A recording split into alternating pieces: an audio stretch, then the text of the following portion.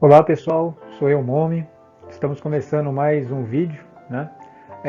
Compreendendo a motivação, episódio 2. Né? Para quem não me conhece, eu sou o Momi, estudante de psicologia pela Unip, né? E estamos em mais uma série, dessa vez falando sobre a motivação. Né? Para quem está chegando agora no canal, dê um joinha, se inscreva, né? Também estamos no podcast do Spotify, então quem quiser ouvir esse mesmo conteúdo no Spotify, pode ir lá direto. Né? Então vamos começar. No último episódio nosso, na nossa introdução, a gente falou que o processo da motivação, né, ele vai entrar dentro de 3 esferas, né, basicamente, que seria o quê? As esferas biológicas, psicológicas e sociais, e elas iam interagir dinamicamente, né? E dependendo como uma compensa a outra, as pessoas vão levando a vida e vão se motivando em diversas áreas. Né? Começando pela esfera biológica, né? Vamos dizer o que agora? Iniciando aqui o vídeo.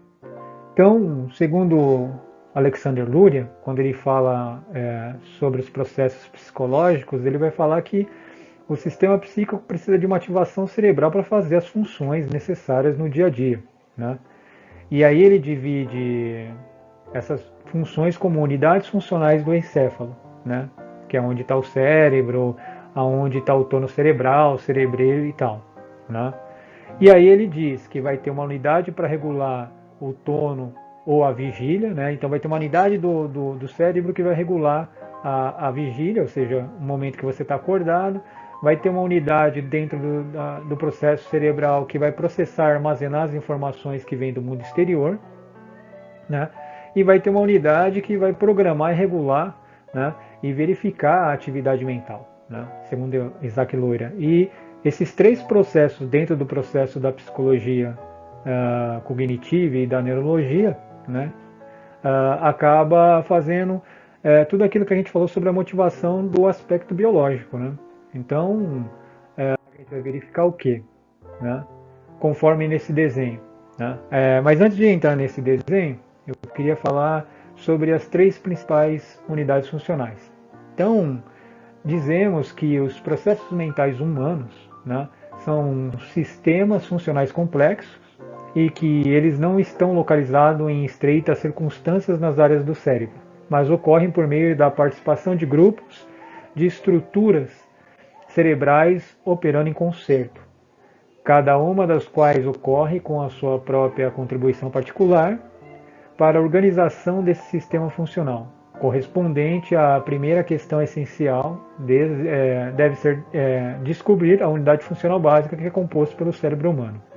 Ou seja, o Alexander Luria, ele está querendo dizer o quê?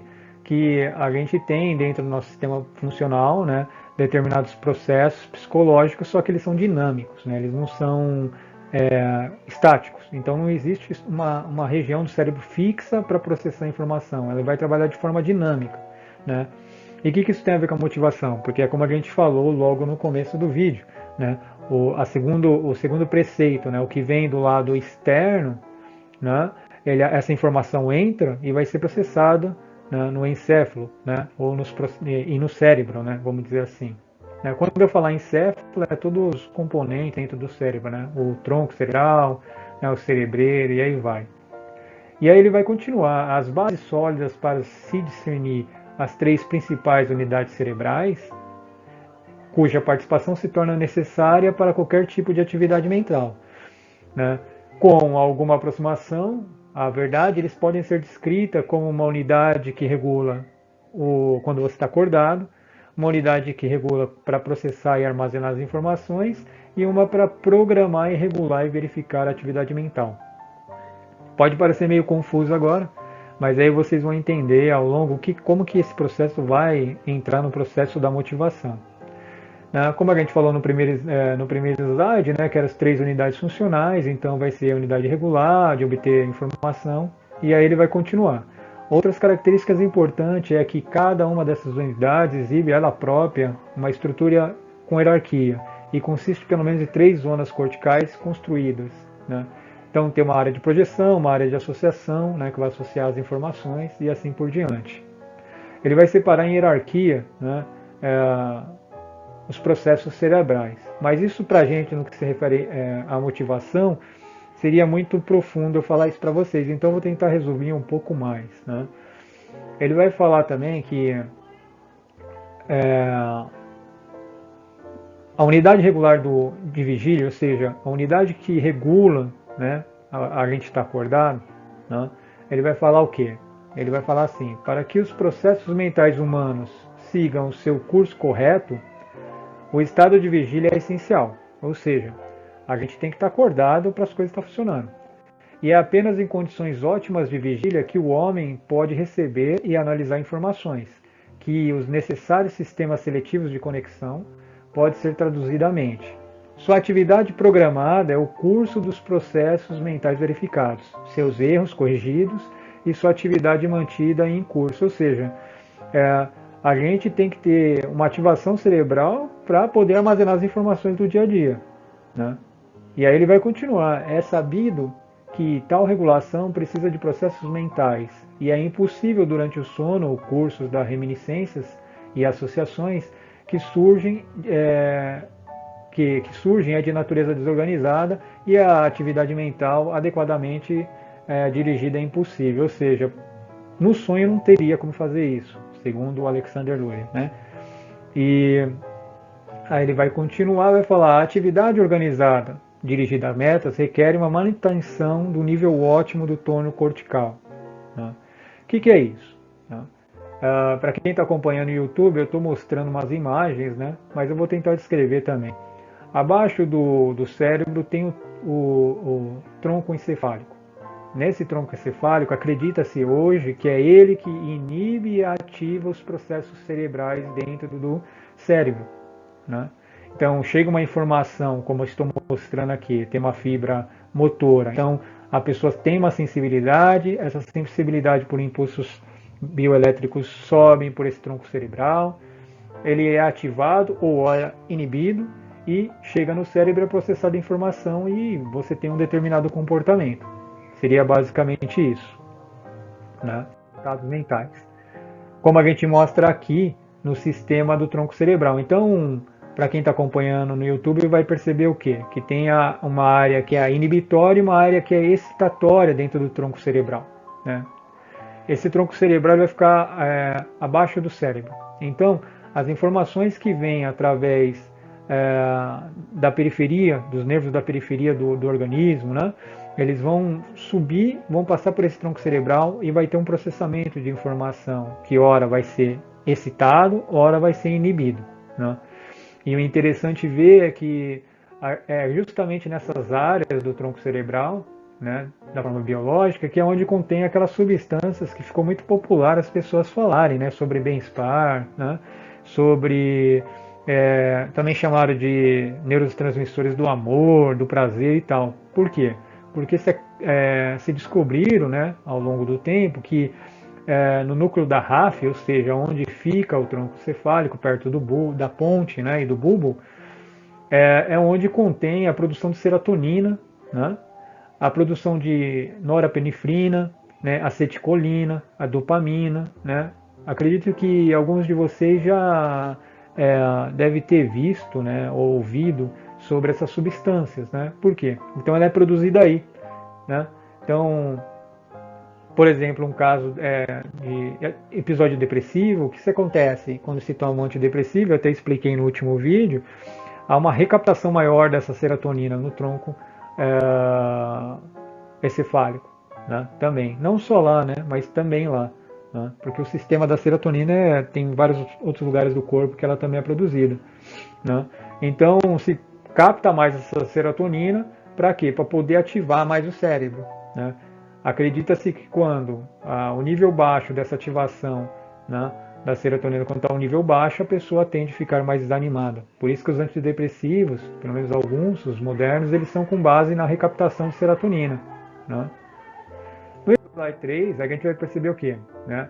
Origem principais da ativação do tônus cerebral. Então, assim, o que ativa o seu cérebro? Né? O que vai ativar? Né? Então, são os processos metabólicos. Quais são? Alimentação, respiração, né? Digestão. Né? Dá para fazer um teste. No momento que você chegar em casa, que você estiver um pouco cansado, se você jantar, aí você vai estar meio desanimado, às vezes que você está cansado e tal. Aí janta e percebe como fica o seu organismo. Você ganha uma energia a mais. Né? Por quê? Porque para fazer o processo de digestão, tem que ter uma excitação cerebral para que ele mande informação para o sistema gastro para ele trabalhar. Né? Então, por exemplo, quando você está com fome, acredita que tem a grelina, né, que é uma substância que vai no estômago, que vai te dar o sinal de fome. Para essa grelina chegar até lá, não só ela, né, são vários outros sistemas, eu estou resumindo muito, né, para esse neurotransmissor chegar até lá, tem que ter uma ativação cerebral. Né, e aí, conforme você come, essa grelina vai diminuindo. Né, e aí ele vai falar também que uma das coisas que vai ativar o tônus cerebral, né, ou seja, o cérebro, vai ser os estímulos do mundo exterior. Então, por exemplo, você está dirigindo o carro, levou uma fechada, aí assim que a informação entra dentro do seu organismo, vai desencadear uma série de hormônios e neurotransmissores para defesa, para entender o que está acontecendo. E aí você fica em alerta. Né? E aí o Alexander Lowe vai fazer um terceiro item, né, de origem, que é a invocação dos planos. Então, quando você faz um plano para a sua vida, né, e você coloca isso de forma consciente, isso vai forçar o seu sistema cerebral a ficar ativado para executar determinado plano, até em situações às vezes mais extremas. Então, por exemplo, você fala, pô, eu quero juntar uma grana porque eu quero viajar ou comprar alguma coisa. E aí você vai trabalhar mais horas, né, vai ficar mais horas sem dormir, etc, fazer um monte de coisa, por quê? Porque você colocou um plano nisso que vai te dar uma energia, né? Você criou um processo, né, mental, consciente, que vai te dar uma energia. Né? Aí, como eu coloquei, acredita-se que os neurotransmissores estão envolvidos na estimulação da liberação da oxitocina, da acetilcolina ou da dopamina. Né? E aí tem vários tipos de neurotransmissores que vão ajudar essa ativação. Né? E alguns vão inibir essa ativação para poder manter a homeostasia, o equilíbrio do organismo, para poder estar vivendo e fazendo as coisas, ou seja, se motivando para fazer coisas. Por exemplo, acredita-se hoje que a serotonina ela promove o bom humor, né, e sensação de bem-estar. A norepinefrina ela influencia o humor, a ansiedade e o sono, né, junto com a acetilcolina e junto com a dopamina. Eles trabalham tudo junto, né, o que se acredita hoje. Tem muita coisa ainda para aprender sobre essas substâncias, né, que ainda está em andamento, né, e conforme o tempo vai passando, a ciência vai ficando mais moderna, a gente vai descobrindo mais sobre isso, né. E aí ele acaba falando, quando eu falei dos processos metabólicos, ele coloca, abre aspas, a primeira dessas origens é representada pelos processos metabólicos, como eles são às vezes denominados pela economia interna referida ao organismo. Os processos metabólicos levam à manutenção do organismo interno e relaciona-se em suas formas mais simples, como os processos respiratórios, digestivos e metabólicos de açúcar, proteínas, secreções internas. Né? E todas elas são reguladas pelo hipotálamo. Então, o que acontece? É aquilo que eu falei. Você pode até criar uns planos para você, para sua vida, que vai te dar uma energia para você fazer determinada coisa. Mas se você não tiver um tono cerebral regulado, ou pelo menos sadio, você não vai ter energia para processar essas informações. Então você vai fazer seu plano sempre cansado, sempre desanimado. Né? Então, o ideal nesse processo biológico é a gente saber que a gente tem que cuidar da nossa saúde no que se refere à alimentação, no que se refere ao sono, né? Exercício físico, né? Para a gente ter um corpo, o processo biológico sadio. E aí sim a gente fazer todos os outros planos, nossos processos, nossos aprendizados, que a gente vai ver futuramente. A mesma coisa ele vai falar dos estímulos externos do corpo. Né, exterior que chega ao corpo. A segunda origem da atividade é completamente diferente, vincula-se à chegada de estímulos do mundo exterior de forma completamente diversa da ativação, manifestada como reflexo de orientação. Então toda informação que chega do exterior, de acordo com o que você aprendeu, se for assim que a informação chega, ela é calculada se ela vai ser boa ou ruim, seu organismo vai reagir de uma forma, vai ativar seu cérebro, né, dependendo como for. E de novo volta. Pode chegar uma informação, mas você está com o sistema de ativação debilitado, né? Talvez por algum tipo de episódio depressivo, a sua reação a esse estímulo externo pode ser mais lenta, né? E aí ele vai falar também dos planos. Resta agora examinar, de forma breve possível, a terceira e talvez mais interessante origem da ativação, no qual a unidade funcional do cérebro, que acabei de descrever, desempenha um papel mais íntimo, embora não seja a única estrutura cerebral envolvida na organização.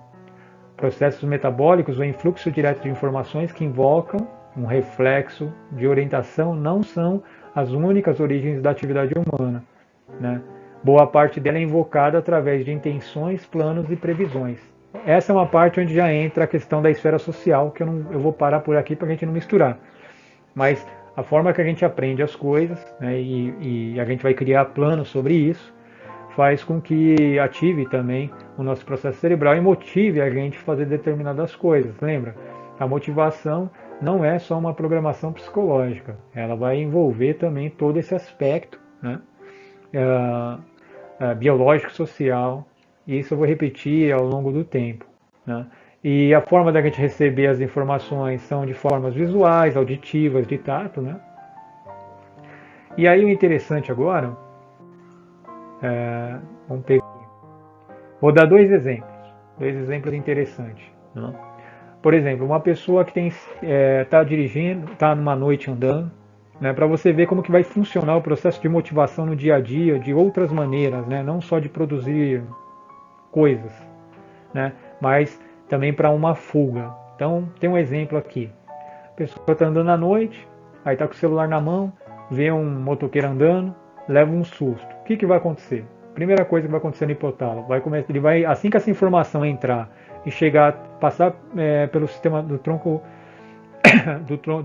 pelo tronco encefálico, chegar no hipotálamo essa informação, pois vai ser ativado, vai liberar um alerta de estresse.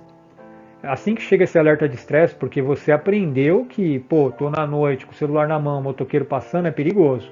Como você aprendeu que isso é perigoso, assim que essa informação chega, já tem essa informação dentro de você, que isso é perigoso.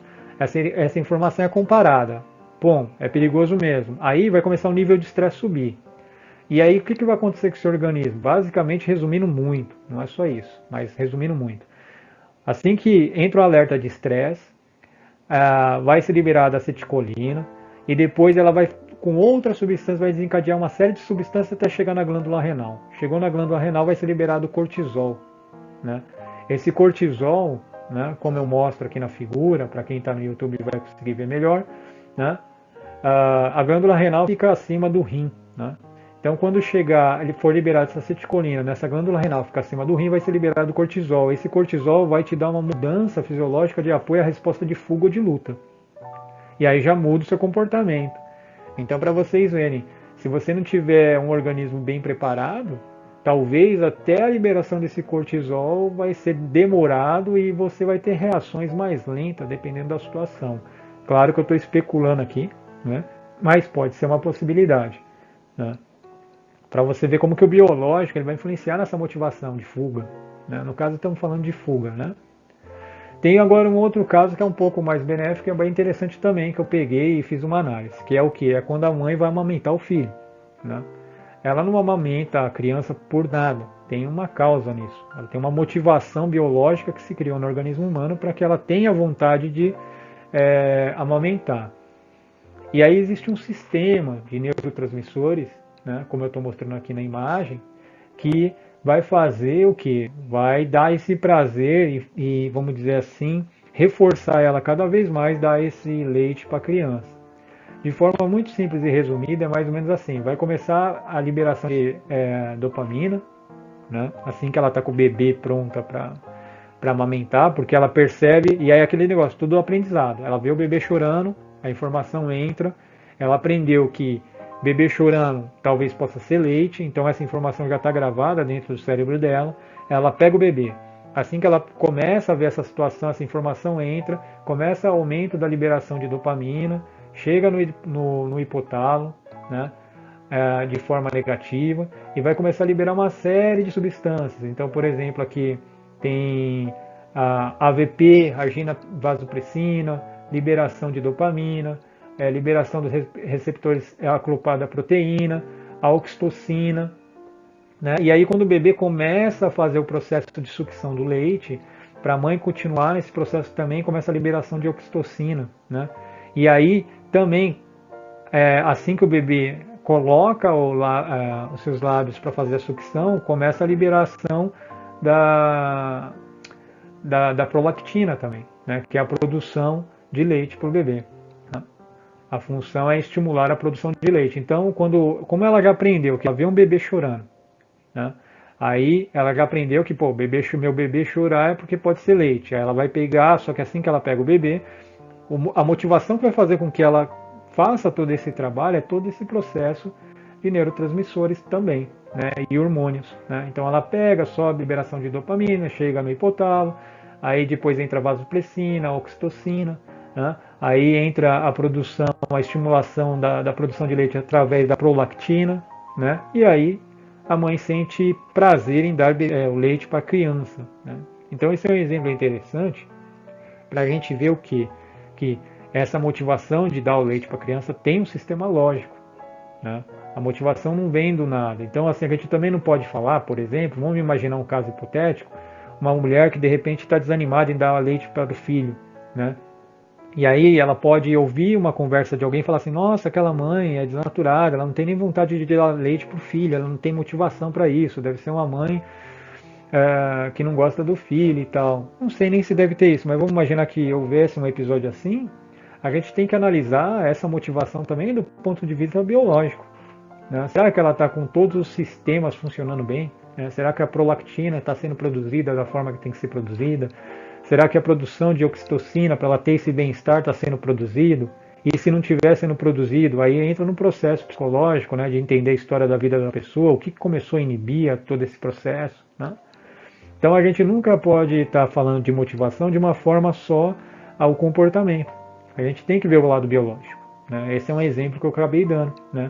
Então uma mãe pode deixar de dar, não se sentir motivada em dar leite para a criança, não só por causa da programação que ela sabe que tem que dar leite, mas é porque ela não tem as substâncias necessárias, né, de neurotransmissores e hormônios funcionando da forma correta.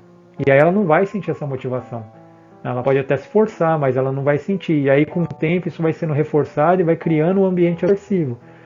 E aí chega um ponto que ela não consegue mais dar leite para o bebê e ela começa a achar que ela está com alguns problemas psicológicos. Mas talvez o problema não seja o sistema psicológico, mas sim o que? O sistema biológico, que não está forçando essa motivação. Então, para finalizar esse episódio, né, sobre a parte biológica, para vocês entenderem, é isso. Para a gente ter uma motivação, como eu mostrei, temos que ter um tono, de acordo com o Alexander Loria, que ele fala, temos que ter um tono cerebral regular, ou seja, o sistema de ativação e inibição de neurotransmissores tem que estar funcionando legal, né? E o que ativa esses neurotransmissores, né, no núcleo da RAF, como eu falei, vai ser as informações que vão chegar do mundo exterior também, né? Então a informação que chega no mundo exterior vai entrar através dos nossos sensores visuais, auditivos e táteis, vai chegar nesse tronco cerebral, ele vai ativar ou inibir, dependendo da situação, e vai fazer todo o processamento para ver qual comportamento você possa ter e se motivar ou não, dependendo da situação. Como eu dei o exemplo da fuga, o cara foge assim que o cortisol entra no sistema, mais adrenalina. E no caso da mãe, se ela não tiver o sistema funcionando bem, tanto a prolactina estando em baixa, ou o sistema da oxitocina não estiver funcionando no neurotransmissor, ou o sistema da dopamina não está liberando da forma que tem que liberar, pode acontecer da mãe não se sentir motivada, mesmo sabendo ela que ela tem que dar mamar para o filho, ela pode começar a se sentir mal e não se sentir motivada a dar o leite para a criança e não entender e achar que só é um processo psicológico, que ela é ruim e tal, mas não é. Pode ser um processo biológico, né? Então, é isso, gente. Mais um vídeo. Próxima semana, né? Assim eu vou tentar fazer um pouco mais rápido os vídeos. Vou falar dos processos psicológicos, né? Esse daqui é só um apanhado do processo biológico, até porque a literatura sobre os processos psicológicos ou biológicos é muito longa, né?